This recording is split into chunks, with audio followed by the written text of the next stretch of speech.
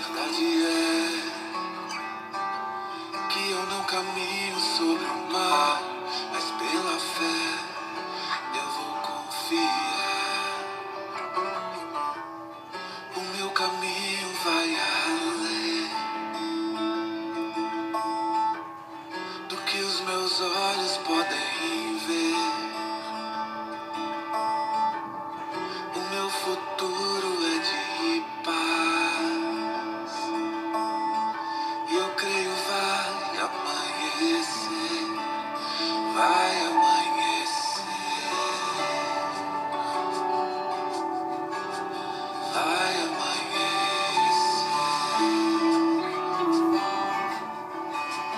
vai amanhecer,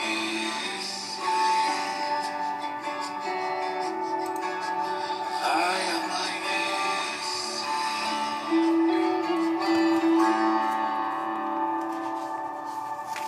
A verdade é que a dor é bem maior do que eu pensei, mas pela fé eu vou lutar. A verdade é que até sobre mim mesmo me enganei, mas pela fé eu vou recomeçar. O meu caminho vai além do que os meus olhos podem ver. O meu futuro é de paz e eu creio vai amanhecer, vai amanhecer, vai amanhecer, vai amanhecer,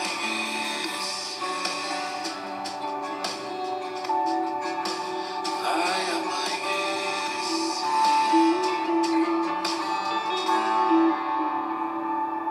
A noite quer me assustar, mas eu não vou me entregar.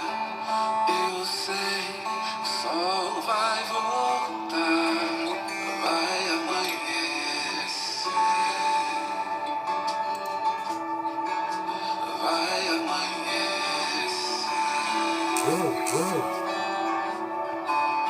vai amanhecer, vai amanhecer.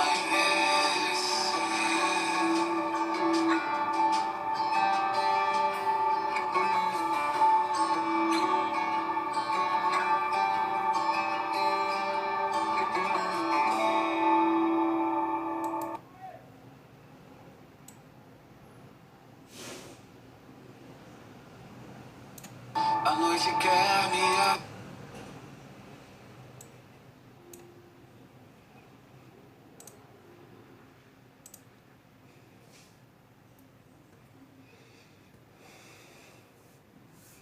Olá, meus irmãos, olá, minhas irmãs, graça e paz. Estamos juntos aqui mais uma vez, virtualmente, né? Mas estamos juntos mais uma vez. E eu quero dar a todos vocês, todos e todas, né? As boas-vindas a esse nosso novo encontro, a essa nossa nova rodada de conversa na presença de Jesus, ao redor do seu Evangelho e sobre a ministração do Espírito Santo. E é o desejo do meu coração, esse é o desejo do meu coração, que você alcance voos cada vez mais altos nas suas experiências com Deus. Amém, querido? Te convido nesse momento, junto comigo aí onde você está, a orar mais uma vez. Vamos orar? Feche seus olhos. Obrigado, Senhor, por estar conosco. Nós te pedimos, apelando pela tua misericórdia, pela tua bondade, que a tua presença seja sensível a todos nós, ó Pai. E que a ministração do teu Espírito Santo produza frutos em nós para a glória do teu nome. Assim nós oramos e oramos em nome de Jesus. Amém, Senhor. Amém, meus irmãos. Bom, o tema do nosso encontro de hoje tem o título de superação. Superação, isso mesmo, superação. Para o nosso próximo encontro, no próximo domingo, nós vamos seguir nesse tema também, superação. Então nós vamos dividir em duas partes esse tema. A primeira parte hoje e a segunda parte no próximo domingo. Eu espero que você acompanhe hoje e acompanhe no próximo domingo, porque eles são complementares. É como se fosse um encontro só, separado em duas partes, né? Em superação 1 e superação 2. Esse é um dos temas que eu posso dizer assim, é uma das conversas que eu mais gosto de ter com as pessoas, uma das coisas que eu mais gosto de ensinar na Bíblia, que é um dos meus temas prediletos, né? O Evangelho de Jesus Cristo como superação da religião. Então nós vamos falar sobre isso hoje e também no nosso próximo encontro domingo que vem. Para o nosso encontro de hoje, o texto que nós vamos mergulhar, portal que nós vamos entrar hoje, nós vamos aprofundar um pouco mais, está lá no Lucas, Evangelho de Lucas, né? No capítulo 24. Lucas, capítulo 24, começando ali no versículo 45, e nós vamos até o versículo 47. Lucas, capítulo 24, versículos 45 a 47. E aqui nesse texto, nós vamos meditar nele nessa noite, Jesus está com seus discípulos, Jesus aqui já ressuscitou e ele encontra-se com seus discípulos. Então, nesse texto de Lucas 24, 45 e diante, diz o seguinte, verso 45, então lhes abriu o entendimento para que pudessem compreender as Escrituras. E lhes disse, está escrito que o Cristo haveria de sofrer e ressuscitar dos mortos no terceiro dia. E verso 47 e último diz assim, e que em seu nome seria pregado o arrependimento para perdão dos pecados a todas as nações, começando por Jerusalém. Graças a Deus. Amém, irmãos? Que o Senhor abençoe a leitura da sua palavra. Está escrito, né? É o que está dizendo aqui. Está escrito que o Cristo haveria de morrer e ressuscitar ao terceiro dia.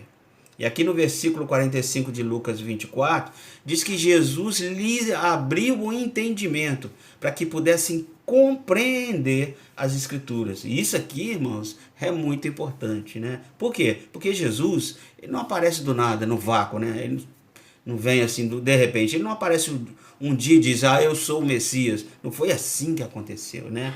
Para Jesus chegar dizendo, eu sou o Messias, e para Jesus chegar fazendo as afirmações que ele faz a respeito dele mesmo, para Jesus falar sobre o reino de Deus, para Jesus falar, eu e o Pai somos um, quem viu a mim viu o Pai, antes de Abraão eu sou, para esta hora eu vim, entre essas coisas todas que Jesus fala e a consciência que ele tem de si e da sua missão, e quando ele se dá a revelar às pessoas na sua identidade, ele sabe, Jesus sabe que houve um caminho histórico muito longo para que ele chegasse nesse momento aqui de declarar essas coisas. O apóstolo Paulo vai dizer que Deus revelou Jesus para nós ali na plenitude dos tempos, e ele fala isso lá em Gálatas capítulo 4, mas ele também, Paulo vai falar em Efésios capítulo 1, que Deus revelou a sua salvação com muita sabedoria.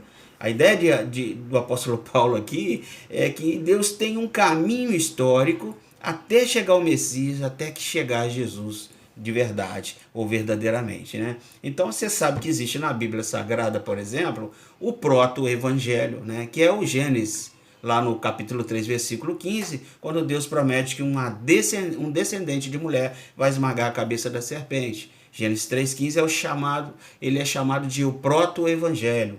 Então pensa isso comigo aqui, desde Gênesis 3,15, quando há uma primeira promessa da vinda do Messias, uma primeira referência da chegada do descendente da mulher, que é Jesus, até chegar a Jesus, então tem Moisés, tem a lei, tem os profetas, tem toda a tradição de Israel, e não só toda a tradição de Israel, mas toda a estrutura religiosa de Israel e a lógica religiosa de Israel, e tem toda uma estrutura especialmente sacrificial.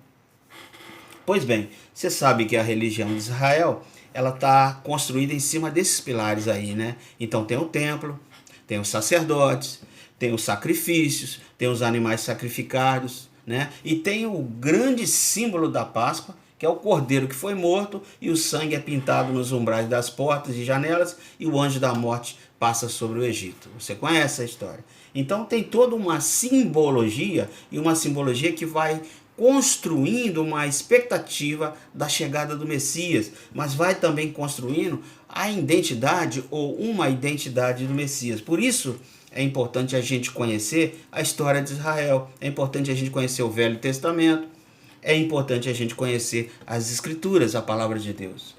Você lembra que quando Jesus ressuscitou, ele encontrou os discípulos no caminho de Emaús, já falei dessa história, né? Já preguei sobre isso, e ele ali vai conversando, mostrando através de Moisés e dos profetas da lei, tudo que quanto foi dito a respeito dele. Então Jesus não aparece assim do nada, né?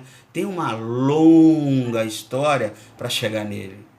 Então, quando João Batista diz, eis o Cordeiro de Deus que tira o pecado do mundo e aponta para Jesus, o que João Batista sabe, que Jesus também sabe, é que aquela fala seria entendida, irmãos, por todo mundo que conhecia a história de Israel, por todo mundo que vivia a tradição de Israel. Então, quando Jesus chega, ele vem para realizar e para consumar uma grande tradição, uma grande história que culmina nele, Jesus. Mas a grande questão é que essa identidade de Jesus e a obra de Jesus e a sua morte na cruz, isso não é tão óbvio. Que coisa, né? E não é tão óbvio assim, tanto é que Jesus foi rejeitado e crucificado. As pessoas não entenderam quem era Jesus, as pessoas não entenderam o que ele quis dizer quando ele falou a respeito de si mesmo como filho do homem, quando ele falou a respeito de si mesmo como filho de Deus, quando falou a respeito do seu Pai que está nos céus, né? As pessoas não entenderam, por isso que em Lucas 45 diz assim que Jesus abriu o entendimento deles. Percebe? Esse discernimento da revelação que chega em Jesus, ele não é óbvio, não é óbvio. Por isso então Jesus abre o entendimento das pessoas. E abre o entendimento para que eles compreendam tudo o que estava sendo dito a respeito dele, para que eles compreendam o significado da sua morte e da sua ressurreição. E qual é o significado verdadeiramente? Pois bem, aqui nós temos uma coisa muito interessante. Tudo isso, esse significado aqui, tudo isso para quê? Para que em seu nome, em nome dele, Jesus, fosse anunciado a todas as nações o perdão de pecados, que nós lemos agora nos versículos de Lucas 24. Aqui está a chave, irmãos. Esse é o grande segredo revelado, esse é o grande entendimento que você precisa se apropriar, tomar para você mesmo. É isso que você precisa entender. E é nisso que reside um primeiro momento, ou a primeira parte, do que eu quero chamar do Evangelho como superação da religião no domingo de hoje, nessa noite. Né? Porque o que é a lógica da religião? Essa é a pergunta. O que é a lógica da religião? Então, isso é o que nós vamos ver agora. Nós vamos conversar sobre isso. Sobre o Evangelho como superação da lógica religiosa. No próximo encontro, nós vamos nos encontrar, conversar sobre o Evangelho como superação da estrutura religiosa. Então, hoje nós vamos falar sobre a lógica religiosa. Ok?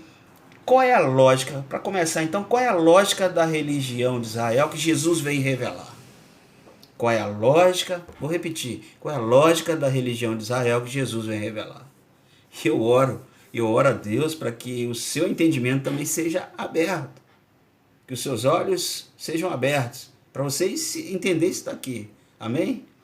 Então, qual é a lógica da religião? Eu gosto muito da definição do Otto Maduro, é um filósofo latino e sociólogo da religião, onde ele fala, e aqui ele não está falando especificamente da religião de Israel, ou necessariamente da religião de Israel, ele está falando da religião como um todo. Ele fala que a religião é um sistema, é um conjunto de crenças e de rituais a respeito de seres anteriores e superiores com os quais nós desenvolvemos uma relação de obrigações e benefícios. Então, o que é a religião? A religião, para a gente entender, diz o seguinte: existe uma autoridade aqui em cima, né? Existe um Deus, e no nosso caso, Deus, no caso de Israel, Yahvé, Jeová, o Deus de Israel. né? Então, Deus que se revelou a Moisés, que se revelou a Abraão, o Deus que deu a lei, o Deus que tirou esse povo do Egito e o Deus que diz para eles assim, olha, se vocês me obedecerem, eu abençoo vocês. E se vocês não me obedecerem, eu vou amaldiçoar vocês. Leia lá Deuteronômio, no capítulo 28, você vai ver isso aí. As bênçãos da obediência e as maldições da desobediência. Então, qual é a lógica da religião? Dessa maneira de compreender religião. Aqui tem um Deus, de acordo com a lógica da religião, aqui da maneira de compreender religião, né? Aqui tem um Deus que pode abençoar você, mas ele também pode amaldiçoar você. Aqui tem um Deus que ele pode fazer o bem para você, mas ele também pode fazer o mal para você. Isto é, ele pode dar uma colheita abundante e fazer você prosperar grandemente, mas ele também pode falir o seu negócio. Então você tem que ficar esperto. Você tem que cumprir suas obrigações para que você receba os benefícios. Porque quando você não cumpre as obrigações, vem o quê? Vem as maldições. Então a lógica da religião é isso. Você cumpre obrigações e recebe benefícios. Se você não cumprir, você recebe maldições. Mas qual é o grande problema aqui? Qual é o grande problema? O grande problema é que você não consegue cumprir as obrigações. Simples assim. E se você consegue cumprir as obrigações, você não consegue cumprir todas. É fato, né? Eu não sei quais são os seus esqueletos no seu armário, vamos dizer assim, seus pecados, né? Mas que você os tem, você os tem. Por quê? Porque a Bíblia fala que quem diz que não tem pecado, irmãos, é mentiroso. E mais do que isso, quem diz que não tem pecado faz de Deus um mentiroso. Dorme com isso? E isso fica tão claro para nós quando nós olhamos para Deus, o nosso Deus, que é santo, santo, santo. Não é assim que a palavra diz? Ele é santo, santo, santo. E nele não há sombra de variação. É o mesmo Deus de ontem, de hoje e de amanhã, do futuro. Não há sombra de variação. Agora, quando a gente pega esse Deus santo, santo, santo, comparando com a gente, nós que somos criaturas finitas, pecadoras, quando é que a gente consegue cumprir todas essas exigências aqui do Deus eterno? Simplesmente não dá, nunca cumpriremos. Percebe? Então, o que a lógica religiosa está dizendo é, a gente não cumpre todas as obrigações, então pode esperar que venha maldição aí. Essa é a lógica da religião. Percebe? Mas como é que a gente faz então para escapar da maldição? A pergunta é, como é que a gente faz então para escapar da maldição? No caso da lógica religiosa, a gente oferece sacrifício. Então, já que você não cumpriu as obrigações, ofereça um sacrifício compensatório. É isso que está aí na lógica, inclusive da religião de Israel.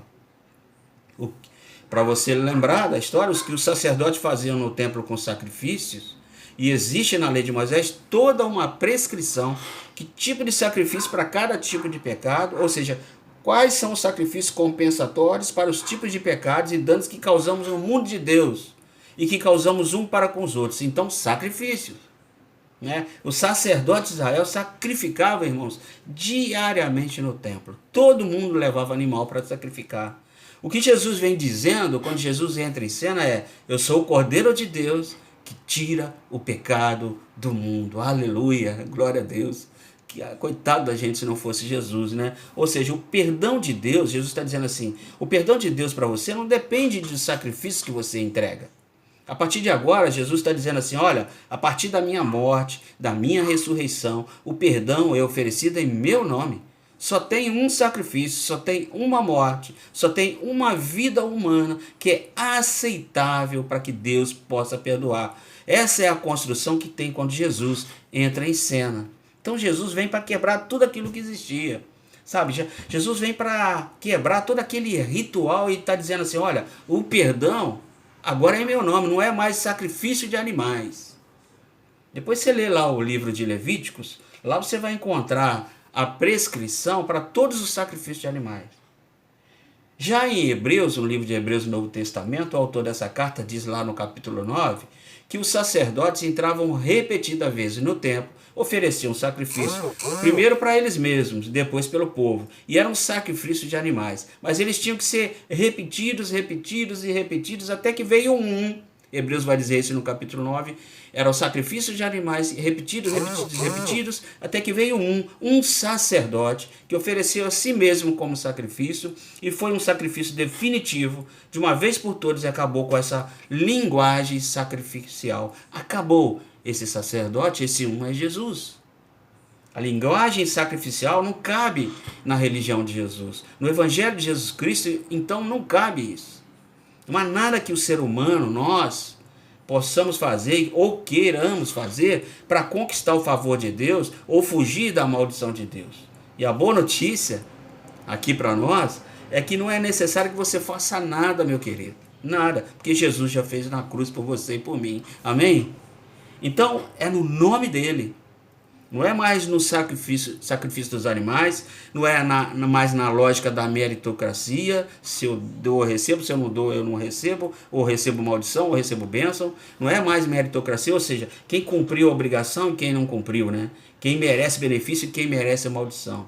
Jesus vem e acaba com essa lógica toda. Ele acaba com isso, com esse tipo de pensamento e com essa qualidade, uma qualidade muito baixa de relacionamento com Deus. Por que ele faz isso? Porque no nome de Jesus há perdão para os pecados. O sangue de Jesus nos purifica de todo o pecado. Glória a Deus por isso, né? Então nós não precisamos ter medo da condenação de Deus. Por quê? Porque Deus nos ama, irmãos. Deus prova seu amor para conosco, sendo que Cristo morreu por nós, sendo nós ainda pecadores. Então, quando Deus nos ama, nós precisamos temer a condenação mais. Nós não precisamos mais temer a condenação, sabe? Por isso é que João vai dizer que no amor não há temor. O amor, o que ele faz? Ele lança fora o medo, ele joga longe. Então, no amor não há temor, ele lança fora o medo. Medo do quê? Medo de Deus, medo do castigo, medo da condenação.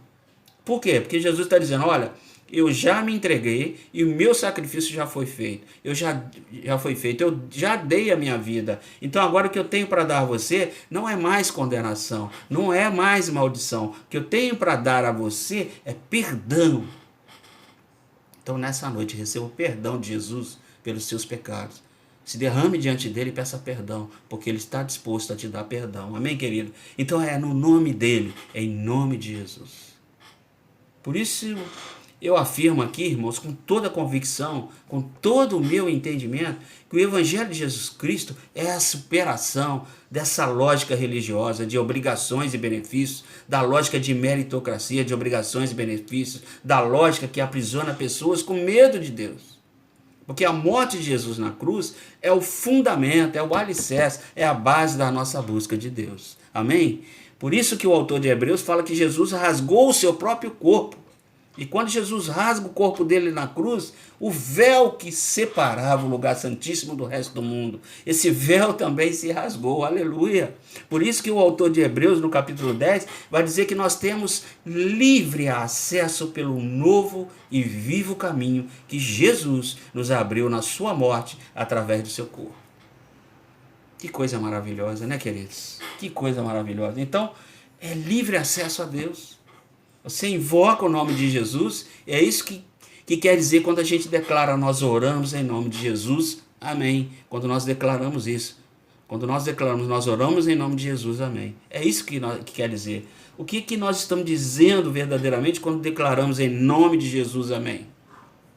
Nós estamos dizendo, Deus, nós estamos falando contigo, Senhor. E não é por causa das nossas virtudes, das nossas qualidades, não é porque nós cumprimos as nossas obrigações, também não é porque nós oferecemos os nossos sacrifícios, ou, olha, Senhor, eu trouxe o dízimo, olha, eu estou fazendo o jejum, olha, eu trouxe aqui, eu vou fazer uma peregrinação a Jerusalém, ou seja lá para onde, né? Percebe? Não são os nossos sacrifícios, irmãos. Nós falamos assim, Deus nosso Pai, nós estamos falando contigo em nome de Jesus. Isso é, traduzindo, nós estamos falando em nome de Jesus, nós estamos sustentados na morte e na ressurreição de Jesus, e confiados que por causa da morte e da ressurreição do nosso Mestre Jesus, nós temos perdão para os nossos pecados e o Senhor nos recebe como Pai. Amém, meus irmãos? E qual é o resumo da ópera aqui? Qual é o resumo da ópera? O Evangelho de Jesus é a superação da lógica religiosa, da lógica meritocrática, da lógica das obrigações e benefícios. E eu gostaria de dizer para você o seguinte, para a gente concluir a nossa palavra dessa noite, eu gostaria de sugerir, na verdade, para você algumas, para sua reflexão aí, algumas considerações. A primeira consideração é: por que será que ainda tem tanta gente com medo de Deus? Vou repetir. Por que será que ainda tem tanta gente com medo de Deus? Por que tem tanta gente que ainda pensa em maldição? Que Deus vai amaldiçoar, que Deus vai castigar? Por que tem tanta gente ainda com medo de Deus, se o Evangelho é a superação da religião, dessa lógica de obrigações e benefícios? Por que as pessoas ainda têm tanto medo de Deus? Bom, a segunda consideração aí que eu queria sugerir para você pensar aí é que eu acredito que a lógica religiosa escraviza pessoas através de 3 coisas. Vou repetir novamente para você gravar bem. Eu acredito que a lógica religiosa escraviza pessoas através de 3 coisas: culpa, medo e ganância. Vou repetir: culpa, medo e ganância. A lógica religiosa escraviza as pessoas através dessas 3 coisas: culpa, medo e ganância. Quer ver um exemplo? Eu digo assim para você: olha, eu sei que você tem pecado, você não cumpriu suas obrigações, eu sei que você tem uma dívida para com Deus, eu sei que você fez no verão passado. Aí eu gero em você uma culpa. Com a culpa, eu gero em você o quê? O medo. Porque Deus não vai te ter por inocente, não. Eu digo para você assim, ó, aqueles que afrontam o nome dele, aqueles que brigam com a santidade dele, Deus disciplina. Deus vai exigir de você, Deus vai cobrar de você. Depois você não vem me reclamar se você teve uma doença ruim. Depois você não vem me reclamar que seu filho é vítima de uma bala perdida na rua, porque você está andando nos caminhos errados aí. Então, ó, eu gerei culpa e medo em você. Com isso eu gero esse medo, né? E você vai, quando eu gero medo em você, primeiro eu gerei culpa e agora eu gerei o medo, você vai ficar assustado. Você vai ficar assustada, sabe? Imagina você estar na igreja e você está com a consciência pesada, que você fez alguma coisa que você não devia. Eu falo isso para você, ó, eu sei que você tem pecado e Deus vai pesar amor na sua vida. Aí você chega em casa, seu filho está com febre, você entra em pânico. É assim que acontece. Humanidade. E é por causa desse pânico que eu digo para você vir na corrente da minha igreja, receber a oração forte, a minha oração forte, ser ungido pelo meu óleo. E você precisa dar uma oferta, você precisa dar seu dízimo, porque se você fizer isso, Deus vai esquecer. É como se você estivesse fazendo um sacrifício. Deus vai esquecer as coisas e vai te honrar, vai fazer você prosperar. E é aí, irmãos, que eu escravizo você. Ou eu pego você no medo, ou eu pego você na culpa, ou eu pego você na ganância. Simples assim. Percebe como a religião te aprisiona e te manipula? E aí Jesus olha para mim, quando eu faço isso, e diz assim, ó, maldito, você não é minha ovelha, você é bode, então aparta-te de mim. E é aí que muita gente vai dizer assim, ó, mas Jesus, em teu nome, nós expulsamos demônios, nós fizemos profecias, nós isso, nós aquilo, e Jesus vai dizer, eu nunca conheci vocês. Porque vocês funcionam com a lógica maldita escravizadora da religião. Vocês não entenderam e vocês não foram libertos pelo meu sacrifício na cruz e pela minha vitória sobre a morte na minha ressurreição. Percebe, irmãos, como a religião te aprisiona e te escraviza e te manipula? Então, a religião, ela manipula com culpa, medo e ganância. Então eu pergunto para você, para a gente fechar aqui. Você já se viu aí nesse lugar que eu acabei de escrever para você? Você já passou por isso? Como é que funcionou na sua vida essa, vamos dizer assim, assombração religiosa que Jesus quer libertar em você hoje, querido? Quer libertar em você hoje. Como é que é essa sua experiência, ou como é que foi a sua experiência de lidar com essa manipulação religiosa? Já aconteceu com você? E se aconteceu, hoje é dia de você quebrar isso em nome de Jesus. Essa lógica religiosa, ela só tem esse caminho: manipulação, medo, culpa e ganância. Por conta dos seus pecados, você se trava e você não consegue sair deles porque você ou tem medo de Deus, ou fica com a culpa, né? Ou te pegam pelo bolso. E não é isso que o Evangelho de Jesus diz para nós. O Evangelho de Jesus, ele vem para quebrar tudo isso, sabe? Faça aí a sua reflexão. E no final faça uma oração agradecendo a Jesus, porque no nome dele, eu vou repetir, no nome dele há perdão para todos os nossos pecados. Porque tudo quanto você precisava fazer já foi feito por ele, sabe? Foi feito lá na cruz do Calvário. E se Deus é por nós, irmãos, ninguém, mas ninguém será contra nós. Amém? Pense nisso, reflita aí sobre como está essa relação sua com Deus. Se você vive nessa lógica religiosa de medo, de culpa, sabe? Quebra isso em nome de Jesus. Passa a ter uma relação diferente com Deus a partir de hoje. Porque Jesus já fez tudo que tinha que fazer por você e por mim. Ele morreu na cruz por mim e por você. Então, todos os seus pecados estão perdoados em nome de Jesus. Mas se declare para o Senhor hoje, faça essa reflexão em nome de Jesus. Deus abençoe você. Deus abençoe sua casa, sua família. E até o nosso próximo encontro, na quarta-feira, nosso culto de oração, se Deus nos permitir. Amém? Tenha uma semana de paz, uma semana produtiva, que você gere frutos para o seu bem, mas sim, principalmente para a glória de Deus. Que a maravilhosa graça salvadora do Senhor Jesus, o grande amor de Deus o Pai, a amizade profunda com o Espírito Santo de Deus, amizade profunda, irmãos, com o Espírito Santo de Deus, seja com todo o povo de Deus espalhado pela face da terra, mas em especial com os irmãos de Marco 2 e toda a sua família. Amém. Glória a Deus.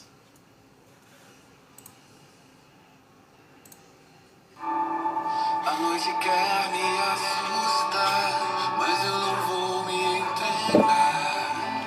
Eu sei, o sol vai voltar, vai amanhecer,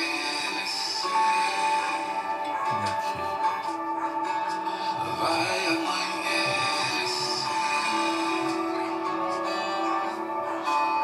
vai amanhecer.